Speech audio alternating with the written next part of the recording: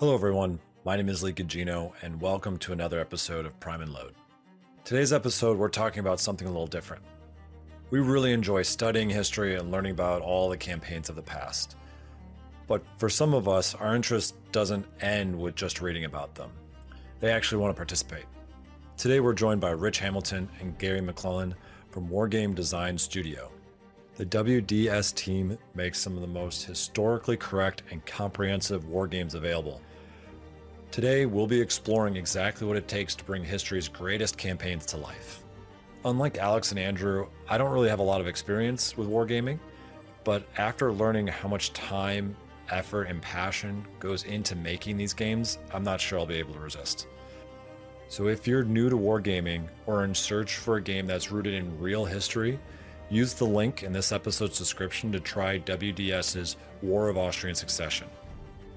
It's being offered at a new discounted rate for the very first time, but that's only good until January 25th. So after this episode, you're going to want to follow that link to get your copy of the game. As always, thank you for joining us for Making a Wargame. We're talking about something a little different. We're going to be exploring the world of wargaming and computer games. Today, we have Gary McClellan and Rich Hamilton, and you guys make video games. That is correct. Yeah.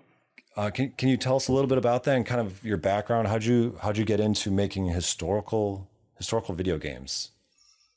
Okay. Well, I'll try not to get off on a rabbit hole here either, but so I've been interested in military history forever, since like I was a 6-year-old little boy and got exposed to miniatures, and then later saw board games in the 70s and whatnot. So just interested in all that. Fast forward a bit, got out of the military, had put my hobbies to the side, board games and whatnot. And that was back, so that was the mid 90s. And I stumbled upon a game, Battleground Ardennes by John Tiller, in Computer City. You know, I still remember standing there holding that box, and I was like, this is awesome. You know, I was just totally a nerd. Anyways, took it, and then I discovered his Civil War games and then his Napoleonic games. And back then, very early days of the internet, it was much more personable than it may be today in a lot of context. But John was publishing scenario editors through his personal website. And I reached out to him and, I downloaded it and I was just thrilled with it. And so I started making custom scenarios and whatnot. And then, not long after that, probably about a year and a half after that, I actually was offered to make my first game with him, and that was War of 1812. So that was 1998, I think that conversation took place.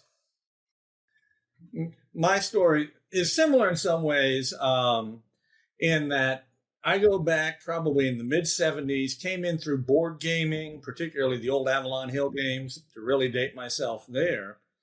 And then I also played some earlier computer war games, if you're familiar with the old SSI, Strategic Simulations.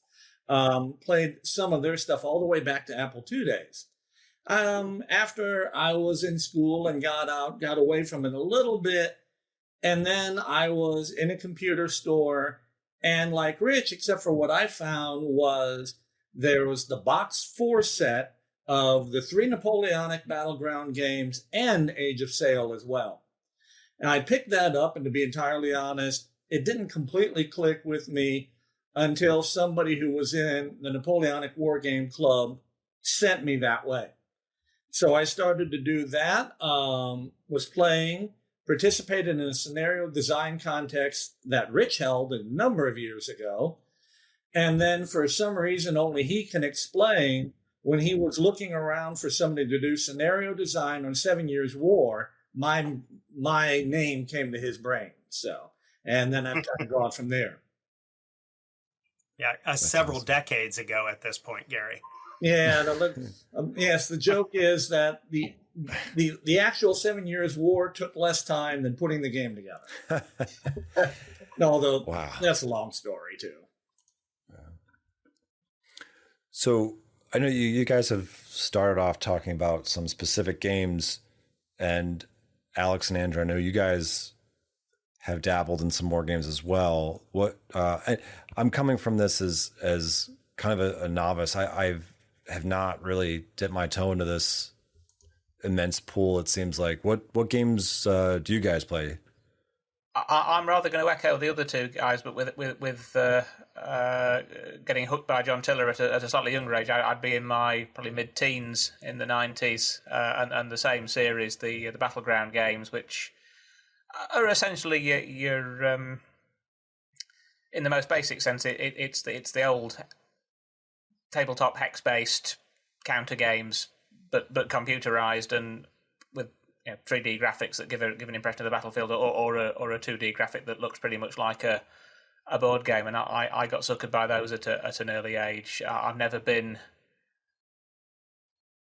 I was going to say I've never been a video games fan. I don't want that to sound sniffy, because there's some great video games out there. But I just, there's something about the format of the Tiller games, which essentially is the ancestry of the stuff that Wargame Design Studio that I'm doing some work with these guys on are still doing.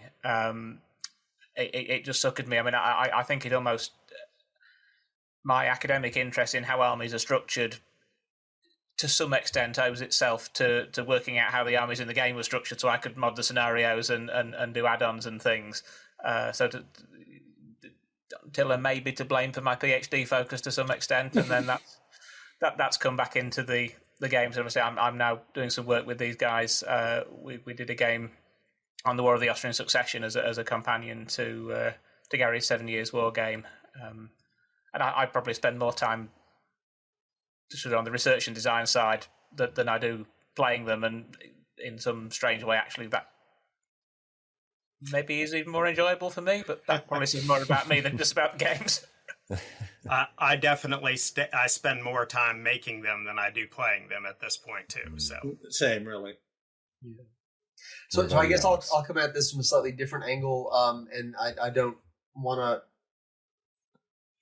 appear as the annoying millennial, but when I came to video gaming, it was mostly like real-time strategy games like Age of Empires, because that I was like a kid when that was coming out. And then the only hex-based game that I recall playing a lot of growing up was Civil War General and Civil War General 2. I think that was like Sierra or somebody made that. Yeah, I believe so. Yeah, but by and large, I wasn't into hex gaming. I was into more games like city building games like Pharaoh and Caesar 3, and then also like eventually the sort of Total War games came out with the kind of like live action, not turn based battles, and then the turn based campaigns. So I've come back and subsequently played John Tiller software games when I, now in the 2020s, both the 7 Years War game and also the War of Austrian Succession game that Andrew worked on. But it sort of came back to it, as opposed to that was my first experience with gaming. And I would just ask a follow-up question to all of you, though I think I know the answer for Andrew. Do y'all still miniature game, or has video gaming completely supplanted miniature gaming is sort of in your hobby side of things? There's an interest on my part, but there's no availability. As we were saying before we started recording, I live pretty remotely. Up until 2 years ago, I also ran a farm full time. So my free time was very minimal. And I can play anything. I can fire up a game, and with a push of a button, bam, it's ready to go, and I can play with anybody in the world. So it's pretty much, miniatures and board gaming just doesn't happen anymore for me. I'm relatively similar, and if Rich thinks he's living remotely, I'm 2.5 hours from Oklahoma City, so I am way out. My background is board games. Not ever really had the opportunity to get into miniatures. I would if I were in that area, but of course anymore, most miniatures that I run across are not historical, and that's another issue as well. absolutely. So Lee, if you ever have an interest in at least sticking your toes in the water, our website, wargamedes.com. If you scroll down a little ways, there's a button for demos, and there's 10 demos up there from various series. They're completely free. Like, Gary put together Vienna 1683. So that's the demo for the Musket and Pike series. It's a fully functional game. It's just much more compact. It doesn't have all the content of one of our games would include it. But anyways, I just throw that out there, an absolutely free chance to get in and poke around and see what you think. Yeah, that sounds great. And we can put that in the description as well for anybody else who's interested in checking this out. Okay. But you mentioned the WDS. That is your studio, correct? Can you tell us a little bit about that? Sure. Again, I took some notes so I wouldn't get too far off in the weeds, because I do tend to do that. So WDS is Wargame Design Studio. So the roots, and he's been mentioned several times already today, is John Tiller. So John Tiller started publishing war games with a company called Talonsoft in the mid-90s. John had a PhD in mathematics, really smart guy, and he created this system, basically ports of board games with miniature elements worked in, and it was just very engaging and very accessible, at least to a person with that mindset, that was geared towards that. And it's turn-based, so Alex mentioned like Total War previously. That's just wide open. Things are moving everywhere. These are not those style of games. So you got time to think. When people talk to me about what I do, I said, it's basically like complicated chess. And if they don't give me a complete glazed look at that, then I'll talk to them a little bit more. But most people just say, oh, okay. And we move on. Anyways, so John published about 15 games with Talonsoft. And then he moved to a company called HPS Simulations in 1999. As I mentioned earlier, I had been talking to him through email, and I actually, we had only exclusively been talking via email at that point. And then when he went to HPS, I actually met him in person. I had started work on War of 1812. And so he began the first game was published in 1999 through HPS. I actually became the support man, so I was the customer facing individual for the company for about 20 years there. In 2010, John split off to John Tiller Software, stopped publishing with HPS, and started doing his own thing. And I also ran the front end there. Just another comment about John. In 2003, he started doing programming for the Air Force, started doing government contracts.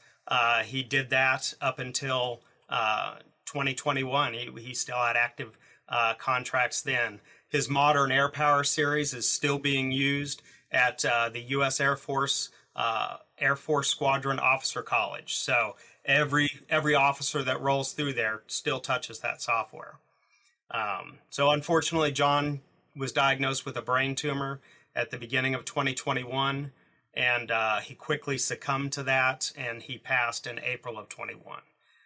So at that point is when WDS came in. So David Freer, who's my partner, he and I stepped in and we purchased the IP, the intellectual property rights, and the name of John Tiller Software. David had been doing some stuff from a modding standpoint as WDS, so that became the company name, and we proceeded to move forward. So now, we are taking the games to what I believe is an entirely new level. If you go to any of the change logs for the games and what we've done in the last 4 years, there's more changes that have been done to enhance the engines than what had been done in like the previous 15. So just trying to make them more robust and more easily accessible, but not overwhelming. Not a Gary Grigsby, War in the East type of game. But our games do have depth, so we just try to make them more accessible there. Awesome. And so when we talk about creating a game, right? You guys mentioned that you spend more time creating than you do playing. I'm sure that's because these are not simple things you make over the course of a weekend, right? I would assume. Most game projects are multi-year endeavors. Actually, I think the quickest, I think maybe 24 months is probably the quickest a game it gets turned around. Andrew's game, he laughingly says he was gonna do it as a COVID project because he was locked down, right? Couldn't go out, so he thought he was gonna knock that out in 6-8 months, and I think it took 5 years to get to publication. Just over 5, yeah. Yeah, our all-time record holder, it's a dubious record. Great Northern War took 15 years from inception to publication.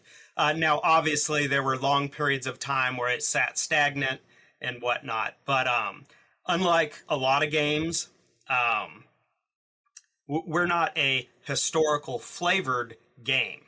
We're a true historical. We're doing our best to be true to the history. We want the actual units that participated, the ratings of the unit. We're reading the histories, and we want to incorporate that into our ratings. There's a reason why a unit has been given a B quality rating, and it's given this type of weapon, so on and so forth. We do our best to make the maps as historically accurate as possible, not only topographically, but we're going back through the records and saying, well, this isn't shown on any map, but they're saying this ground to the left flank was very marshy. And so we're going to read a couple different sources and we're going to piece that together and then have that reflected in the game map. So we just have a level of detail that almost none of our competitors will put into a war game. Like Field of Glory, it's a theme. It's a 30 years war theme, and you have 8 or 10 units that are somewhat representative of 30 years war units, but they're not. There's no depth to that.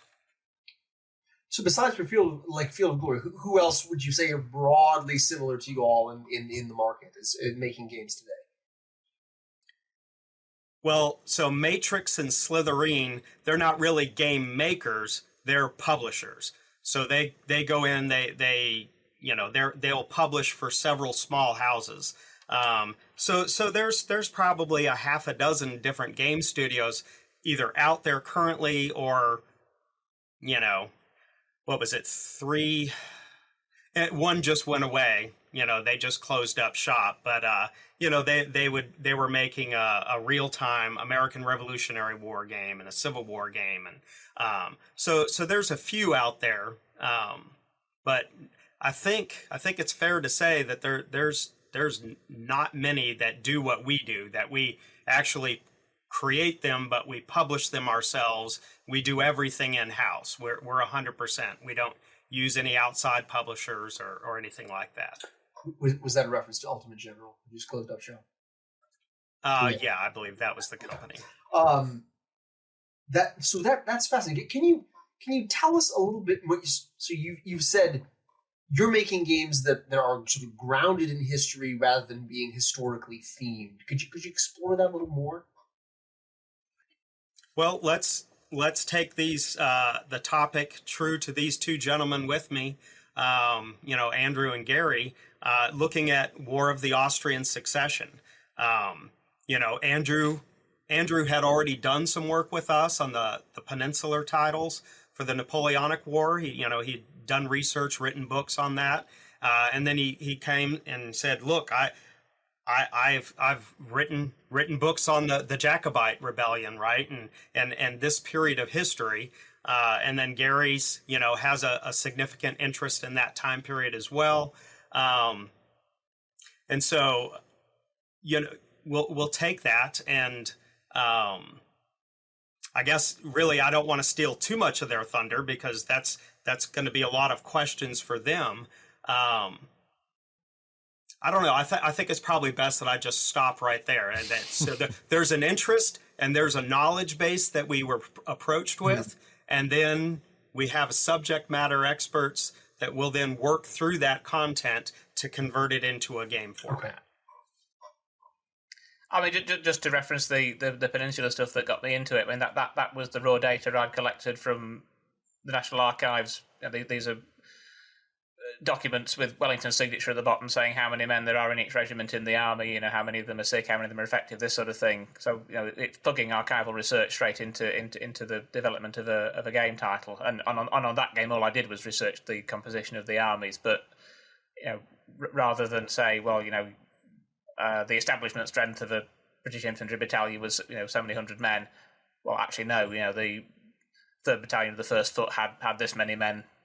On all right, you've got to go with the month. You can't say on this exact day, unless the battle happened on the 25th of the month when the musters were taken. But you know, I don't think you can get much closer to the reality than going to the original archival document signed by the commanding general when you're looking for stats to put into a game. So that's the sort of level of approach that we're talking about, where possible. And the further back in history you go, obviously, the more difficult that is. So we have the primary focus of our talk today is our musket and pike series. And that basically runs, our first title in that series is called Renaissance. So roughly 1494 to about 1600. And then with the current, with the latest published title is 7 Years' War, which is Gary's game. So 1756 to 1762. But obviously for Renaissance, you know, the quality of data that's out there is much more difficult. So there's a certain amount of guessing that goes in, and you have to, you know, take your knowledge of what the history was, and you've got to parse the data and come up with realistic values to use. But it's obviously easier the more modern you go. And so all of us are pre-20th century guys. So a lot of our stuff is hard, where David is our 20th century guy, you know, and he's doing World War II, and, you know, they've got tons of records of, you know, actual data. They don't fight the same battles that we do to get a game published. Yeah. I'm sure it helps when your soldier population is literate and can write a lot and has pictures and things. Absolutely. Awesome. So Gary, can you kind of tell us a little bit about some of the stuff you work on in this entire process? Well, okay. As Rich mentioned, let me ask this. Are you talking about which games I've worked on or the process? Yes. Oh, well, okay. So on this side, and I say this side because I am the jack of all trades, master of none. I not only work on the musket and pike, I'm also the caretaker of our naval series. So that's a completely different world. But in the musket and pike, as Rich mentioned earlier, I did the demo of the Battle of Kahlenberg, Vienna, 1683, and then also helped Andrew with War of Austrian Succession, as well as doing lead on 7 Years' War. So to kind of give an idea, since taking Vienna start to finish is kind of the most recent in my mind for that. What I do, since I am not a subject expert, my history degree is a bachelor's. I'm not making any claims here. So, bachelor's from a little church college in Nebraska. But anyway, so the first thing I do, I just start reading everything I can on whatever I'm doing, starting with overview books, and then as I get deeper in, going more and more into the meat of things. And then as I'm reading all of that, what's in my mind, first of all, is, okay, how do I model what I'm seeing here in terms of our game engine? So, for example, with Vienna, we have 3 enormously different armies on the field. You've got the Imperial forces, which are basically a typical Central European army for that era. You've got the Polish forces, which are the winged hussars and everything that goes with that. The Ottoman forces, a fairly typical for that era Ottoman levy army. And so you've got 3 very different fighting styles and trying to figure out how to model that within the engine. And if necessary, then I can pass things to the programmers to make adjustments. I try not to do that too much anymore, but there's always a certain amount that's inevitable. And so, work through different ideas. So, okay, the levy cavalry will work like this. They're not going to be real good in the melee. They want to swarm you and get around you, things like that. The hussars, they're your heavy shock cavalry, such and so. Does that answer what you wanted?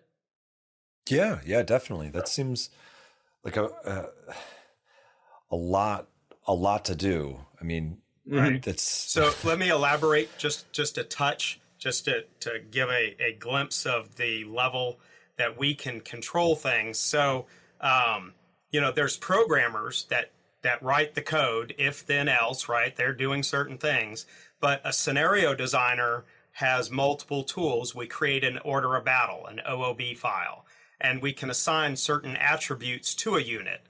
We assign their movement rate. Do they have armor? What type of victory points are assigned with that? What type of weapons do they carry? So on and so forth.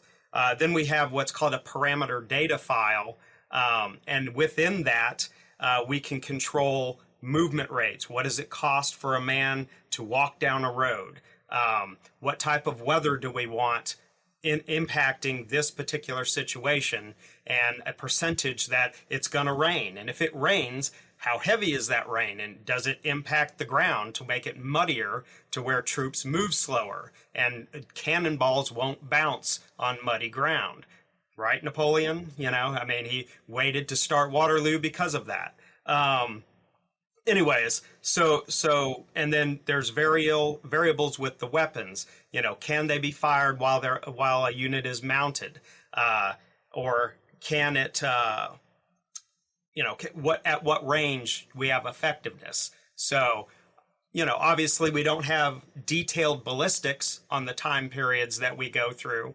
But Alex's research and published work in some of his books, we've included that. We'd wanted to bump up to the 3 hex range previously, but John had always had a constraint that we couldn't go above 2 hexes, but there's compelling evidence that sure, musket, they would fire at the 250 or even out to 300 meter range, right?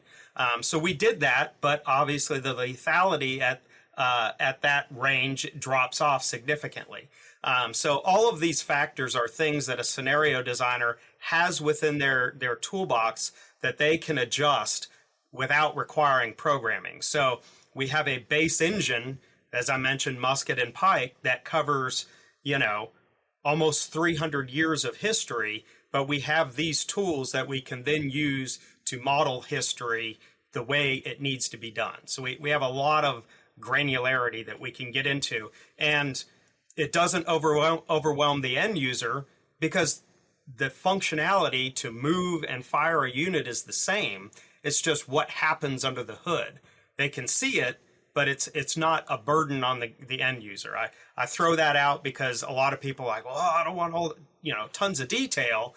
I want the computer. That's part of the reason we all like computer war games is we're not breaking out charts and measurement sticks and rolling 30 sets of dice to get our values. It's doing that for us.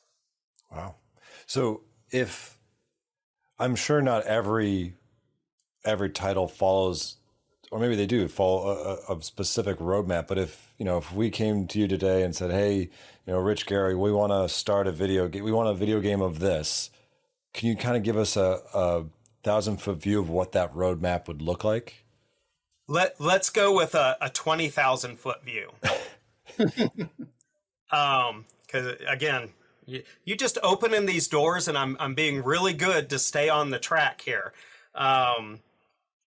So there, basically, we say we need at least, I think it's at least 40 scenarios and 2 campaigns to make a game on the pre-20th century side.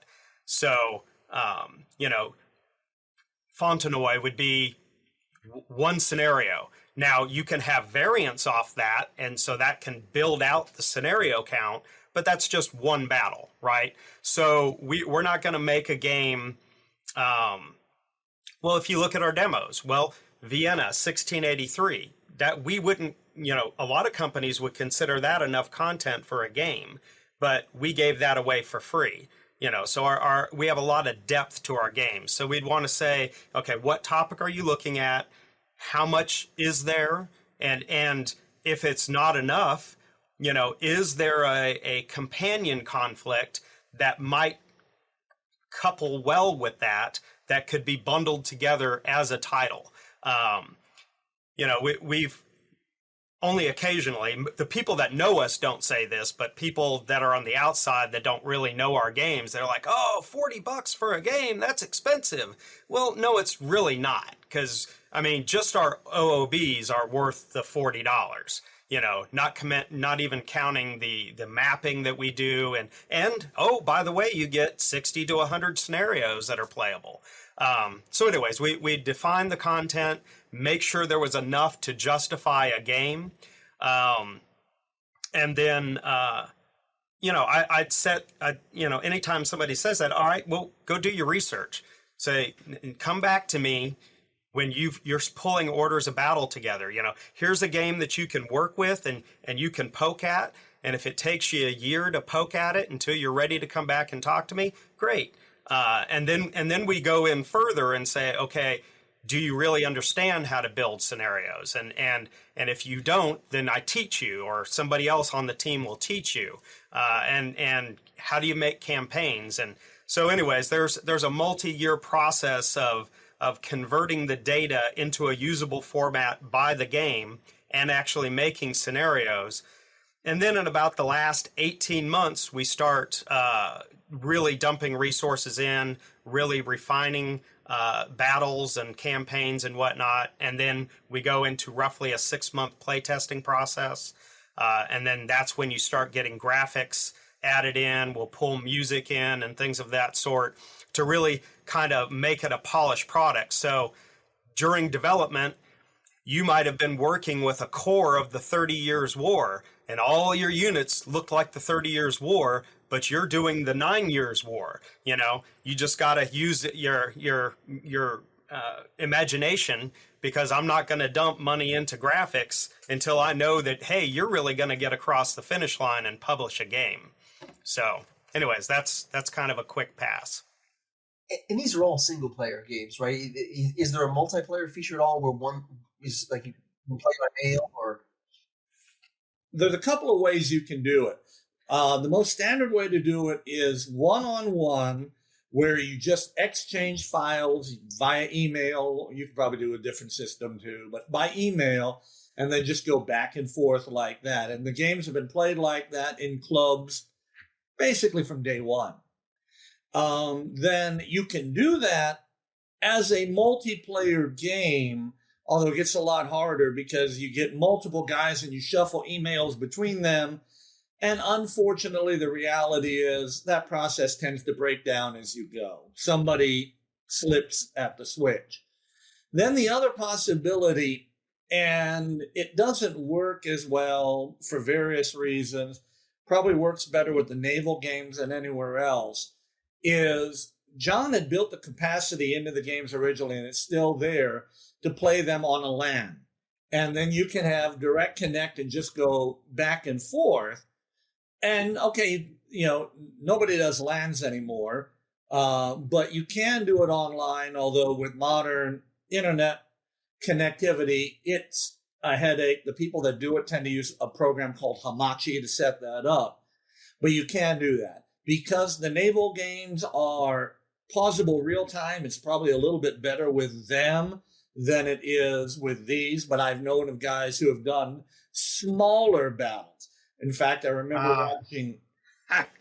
I contest that, but go ahead. I'll let you finish. I was going to say, it depends on how you define large or small. A year or so ago, I was watching a Twitch stream of some guys playing the Quatre Bras scenario in that manner, and I think it was 2 per side. And yeah, you could try to do that with Borando or something, but my brain breaks at the idea. Yeah. So we were playing 3-on-3 games of the second day at Gettysburg at TillerCon. So I built a big LAN for these. We had 3 conventions, TillerCon 1, 2, and 3. Anyways, we had 3-on-3 teams playing that. So that's a pretty good sized battle. 100 and whatever, some thousand troops on the map. So it's very doable.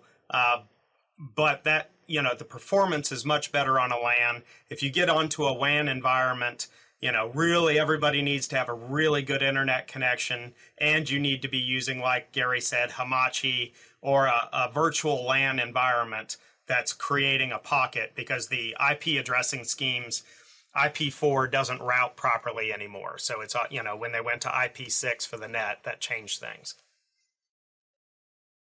Too much technical, probably.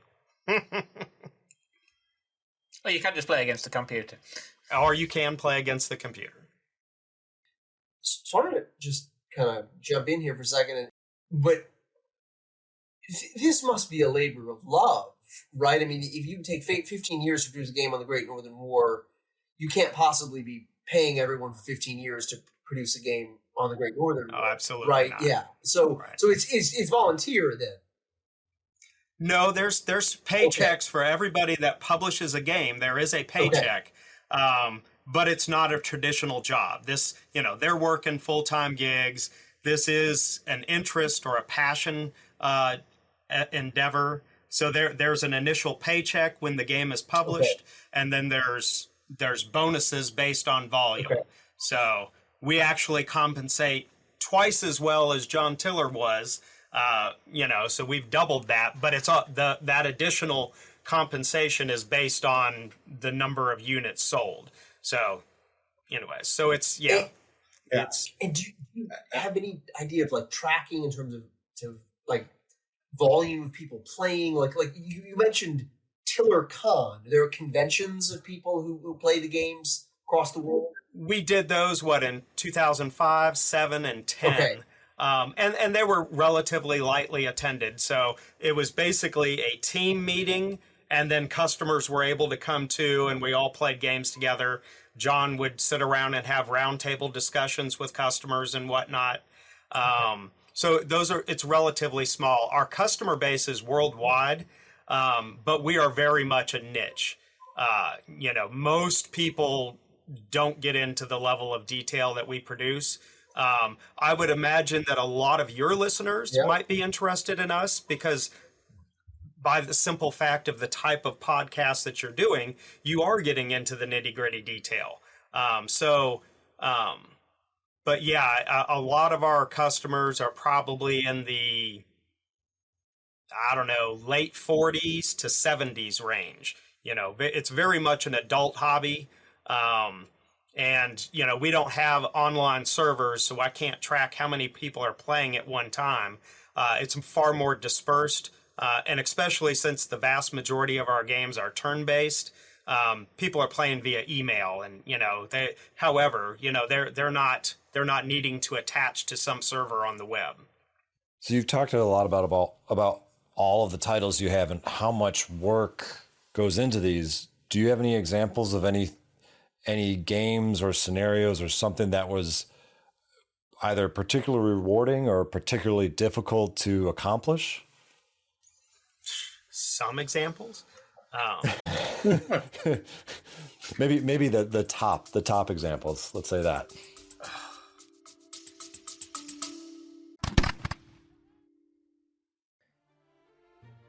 Hello listeners, this is Andrew. We often say that history is written by the victors, but on this show we know it's actually written by the supply lines, by the weather, and by the difficult decisions made inside the command tent. Sometimes the most interesting part of our recording session isn't the battle narrative, It's the 20-minute debate or analysis we have between the key actions. If you enjoy those what-if moments, I invite you to become part of the Prime and Load War Room on Patreon. For the price of a pint, you can hear the conversations that usually end up on the cutting room floor. You'll also get access to our newsletter, The Orderly Book, as well as exclusive bonus episodes that cover topics we typically don't get to on the main show. So if you're the kind of person who's looking for more 18th century warfare, join the Prime and Load War Room at patreon.com/primeandload.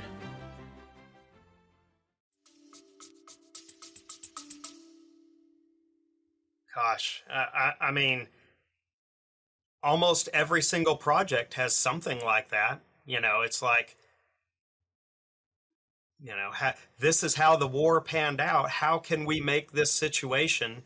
The American Civil War is a prime example. I mean, you've got McClellan, no relation to Gary, who's completely incompetent marching up the Virginia Peninsula. How do you model that in such a fashion that the Rebs stand a chance of actually achieving a historic result? Because if you just cut the Union loose on the peninsula day one and they just go at their own pace, the Rebs will never get in position enough to be able to receive them. And obviously at the latter part of the 7 days, they were far more prepared. They had brought troops in from the valley and whatnot. So you have to regulate. You have fixed units. They get released at certain times. So Antietam is another example. Little Mac, it's like, dude, what is wrong with you? You should have bulldozed the Rebs at Antietam. There should not have been any significant loss there. It should have been a steamroller, but he wasn't. He was timid. And so, we will have fixed units and releases, and the releases will be in accordance with the historical record. Now, we will then have a scenario that's what we call unleashed. There's no fixed units. And it's like, okay, here you go. Let's see what you can do. And the players can play outside of historical bounds. But every game has something like that we have to work through. Go ahead, Gary. Yeah, I was going to say along that line, more with our, your topic, I should say, Frederick's two battles, Rossbach and Leuthen. You've got the same issue. And one thing I did with those two battles is that there's actually two versions of multiple, but there's two main versions of both scenarios. With Rossbach, there is a scenario with all of the troops laid out before the Reichsarmy and the French even thought about their flank march. They are still in their initial position of the day, and they can do whatever they want. And then there's a late scenario just before the engagement point. Likewise, with Leuthen, I got the Prussians coming in, and the Austrians have all the time in the world to adapt however they want. And then a second scenario where the Prussians are fully deployed on the far left, and the right flank Austrians are fixed. And, well, good luck trying to hold the line before they get rolled up south to north. So that's, that sort of similar situation, kind of like talking about with 7 days or Antietam, same sort of idea. Yeah, I mean, one of the problems I had, we've already alluded to representing the Jacobites, was you've got. I'd inherited from the way Gary set 7 Years' War a great model for creating conventional European armies. You've then got people who all right, I know we've had this debate, and certainly the Christopher Duffy argument that they were trying to model themselves on a conventional European army, but at a regimental level, the Highland Charge and so forth is quite a different doctrine to represent, and you've got troops who have been pulled together out of the heather almost. So in game terms, you would expect to be raw, to be fairly poorly rated, and yet they win a first battle outright. They at Prestonpans, at Falkirk, they're eventually successful, and they're on one wing they completely rout the government troops. But yet these are the same government troops that have fought brilliantly against the French at Fontenoy. So how do you model a Jacobite regiment in the order of battle to represent that. And what we did was we gave them, they were as fairly raw troops. They had a fairly low base rate, but we gave them a modifier, a bonus in a melee environment. So in essence, they pretty much had to win on the first Highland charge. If that went in, and they overran the government front line, and they routed in game terms, you'd get a result that was roughly similar to the earlier Jacobite battles. If they were unlucky, if the gods of the dice or the computerized equivalents thereof didn't go their way, they'd have shot their bolt, and you'd have a situation much like the Jacobite left at Falkirk, or the whole line at Culloden. I mean, and it's a great thing with the game engine that you can do that, but that really took a lot of thinking through and testing out to get a balance that actually reflected something like the real results. Having said which, and I know Gary maybe want to come in on this because I know he's got some thoughts on 7 Years' War examples, but you get incredible one-offs. I mean, the Austrian succession one I had to deal with was the Bayreuth Dragoons at Hohenfreiberg, where one all right, there's 10 squadrons of them, but one big regiment routs a fair chunk of the Austrian army.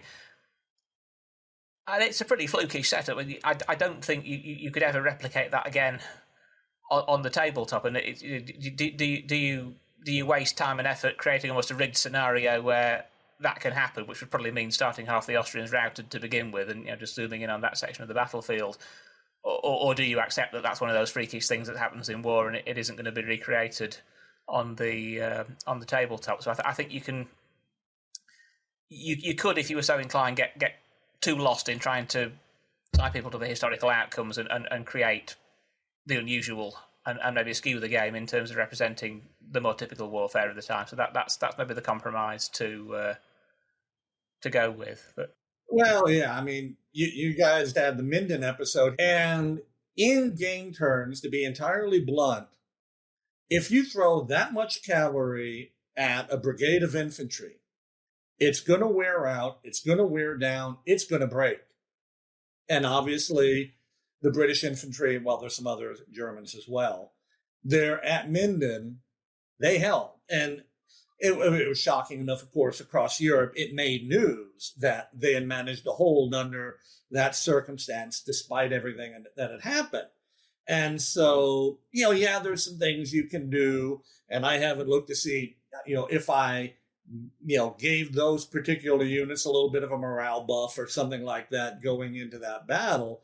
But that's the thing is, okay, how do we deal with, we know this happened, and all right, cavalry in 7 Years' War is not Napoleonic cavalry. They're not as powerful. Charging good order infantry is generally a lousy idea. At least front on, I should say. Flank's another story. But I forget how many different regiments of cavalry ended up in that by the end of the day.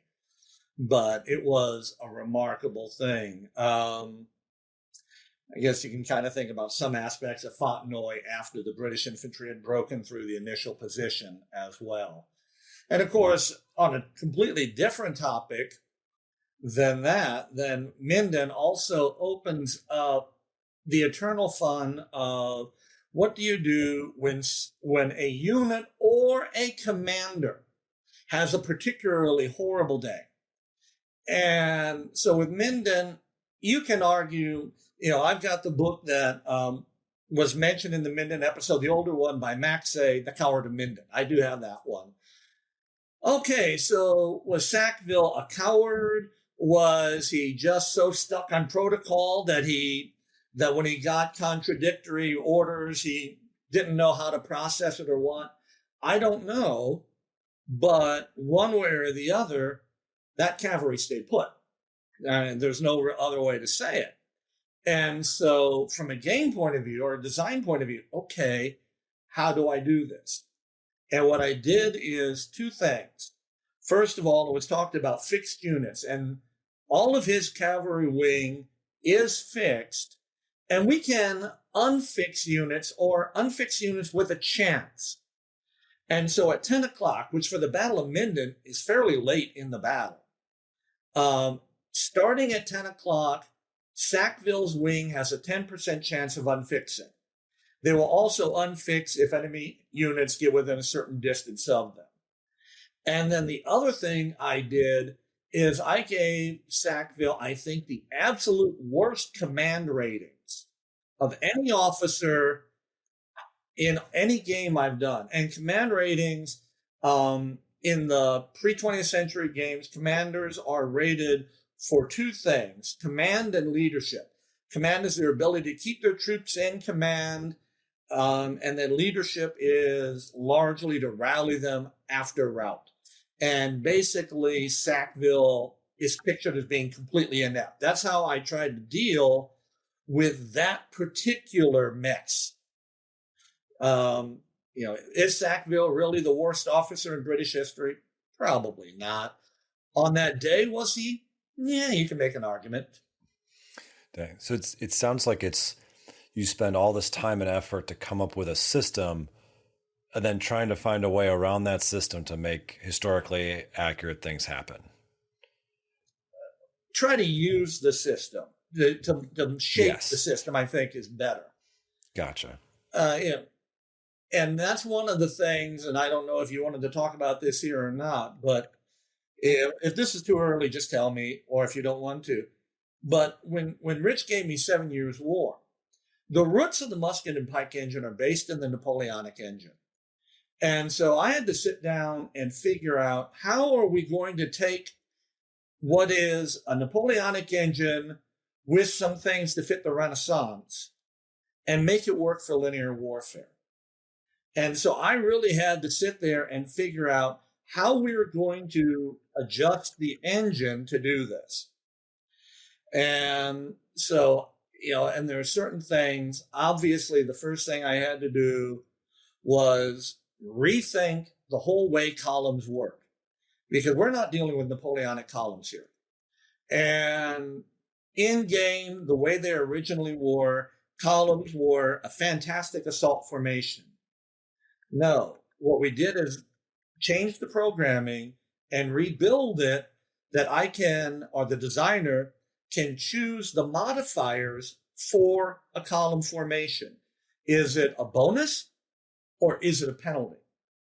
And so then I went in and we experimented with some values, but column at least in the 18th century musket and pike, because the other games like 30 Years' War, they've got other issues to worry about. But in the 18th century, in the linear games, column is effectively column of march. And so it is horrible for melee.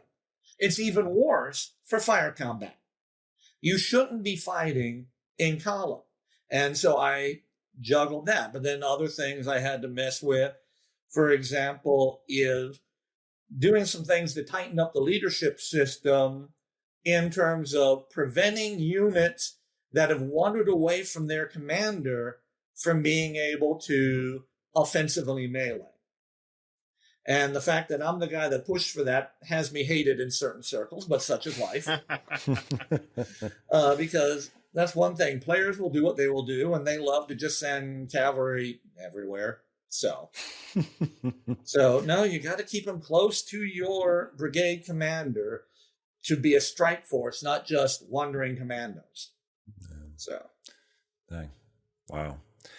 Now, Alex, I know you've done some work with some games as well. Do you kind of want to talk to that a little bit? Yeah, absolutely. So I would say broadly, the work that I've done is not on hex-based games. It's games maybe a little bit more similar to Ultimate General than hex-based game.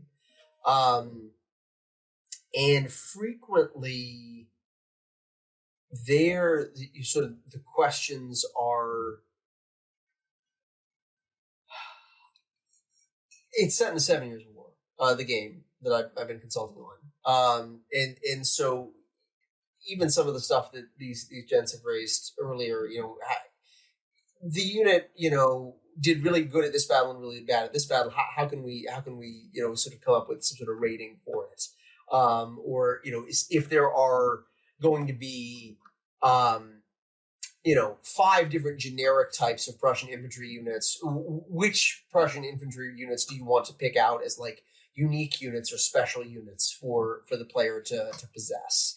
And so coming up, with almost like a simplified version of the order of battle. There was in miniatures wargaming terms, the guy I used to work with the most in the 7 Years' War was Dean West, and he was sort of influenced by a Civil War miniatures wargaming system in the 90s that was called not Regimental Fire and Fury, Johnny Reb.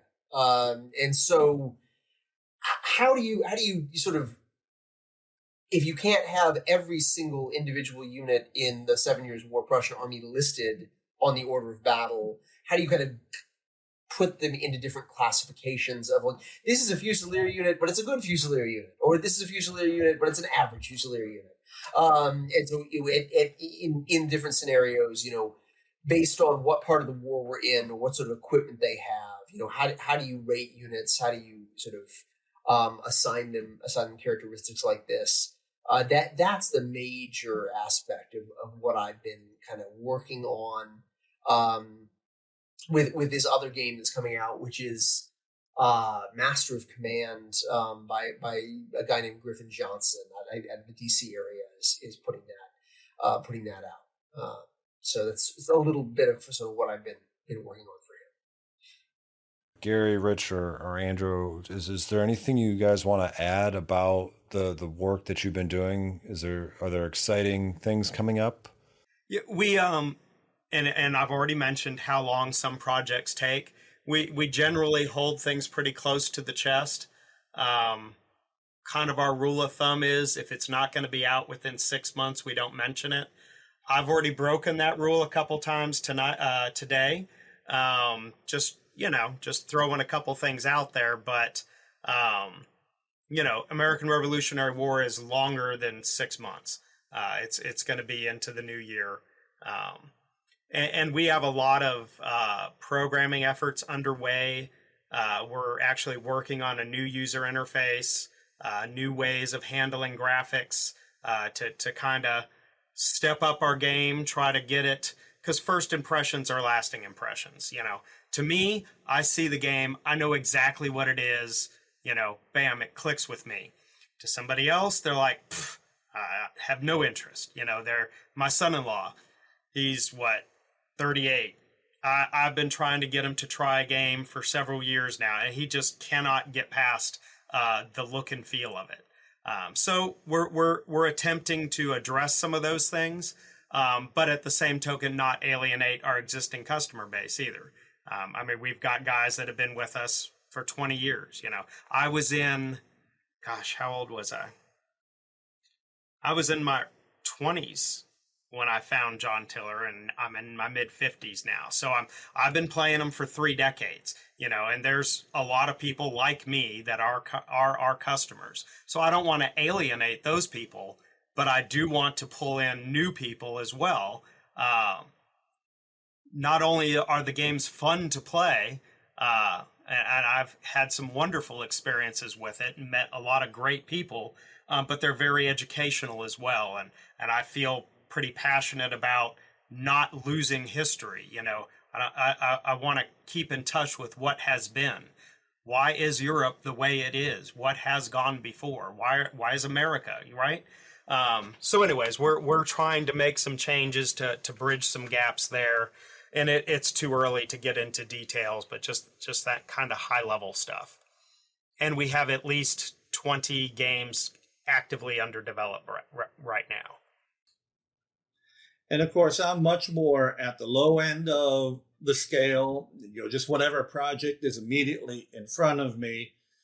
And so where I am, and I can say it since Rich mentioned it earlier, I am currently working towards War of the Spanish Succession. That's the current project. It's got a long way to go, so I can't say much more than that, although, I've got, Blenheim on the brain, I guess you would say.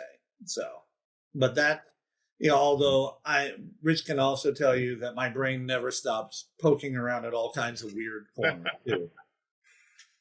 Get a random email from Gary at any time about any subject. You just never know.